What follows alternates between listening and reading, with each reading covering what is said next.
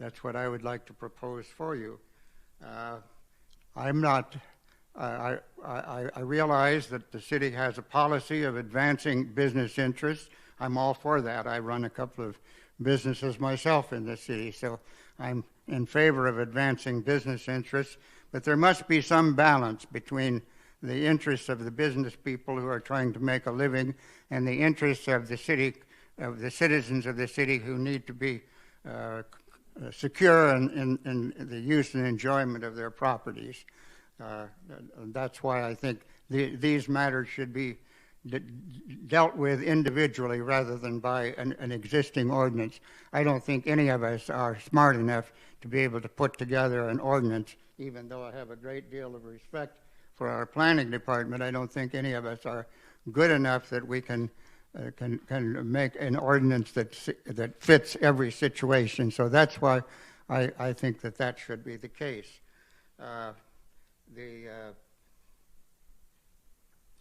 citizens need to be protected. The citizens were not protected at Springbrook and McAndrews. As you probably know, there's a lot of anger from that area. There's a number of. When anyone wishing to speak on this subject, please come forward as called. Please identify yourself for the record before speaking. Winnie, have we had anyone that filled out the public comment forms? Yes, Your Honor. We had William Mansfield, Kathleen Brooks. There's 4, so let's just those 2 first. Thank you. Mr. Mansfield.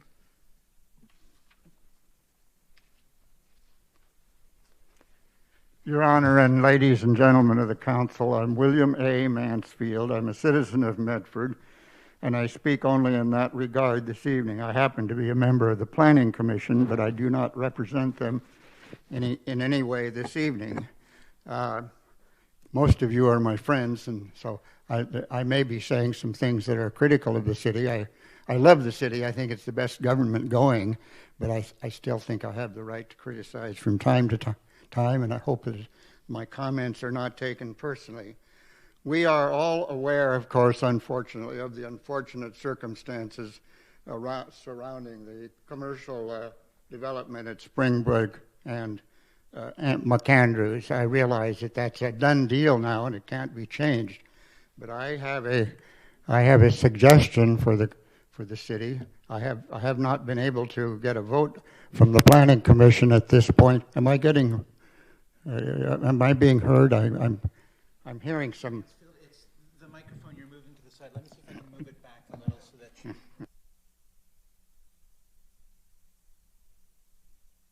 If you could step back just a half step. Oh, okay.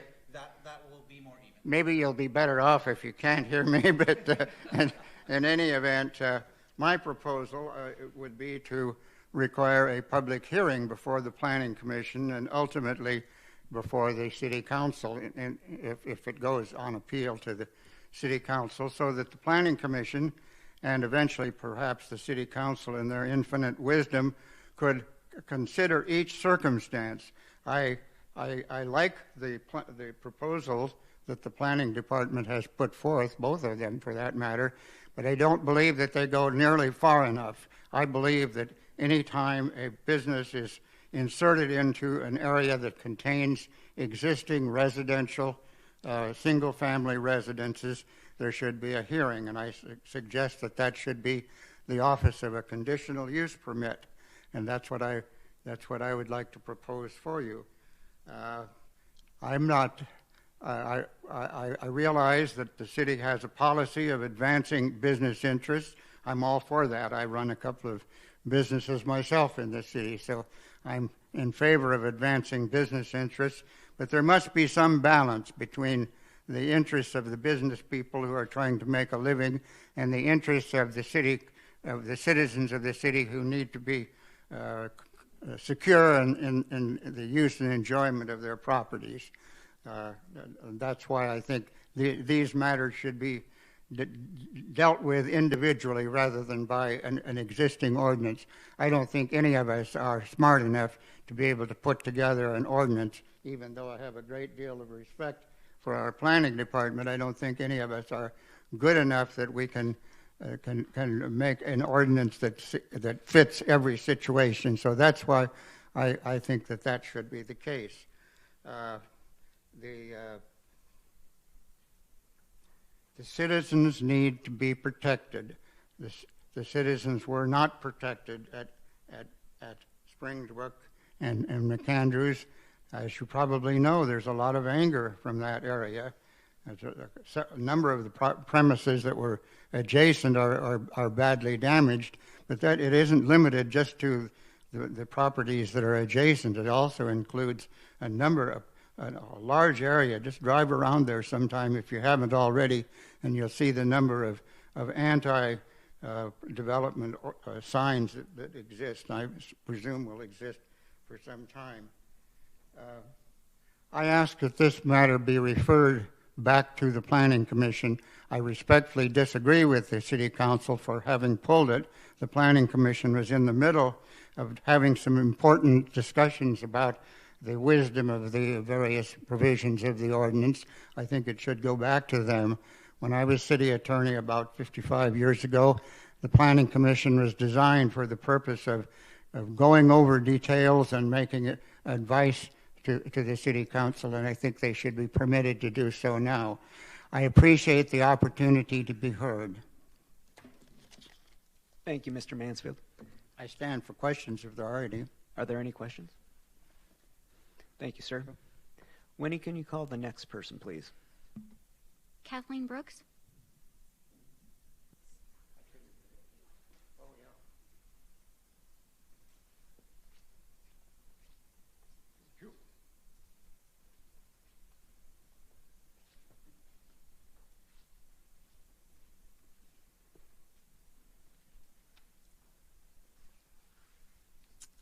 I'm Kathleen Brooks. I live at 2552 Ashwood Court, directly behind the project that Mr. Mansfield was discussing. And I'm not going to go over all the problems. If you guys don't know what they are, maybe you haven't been here long enough.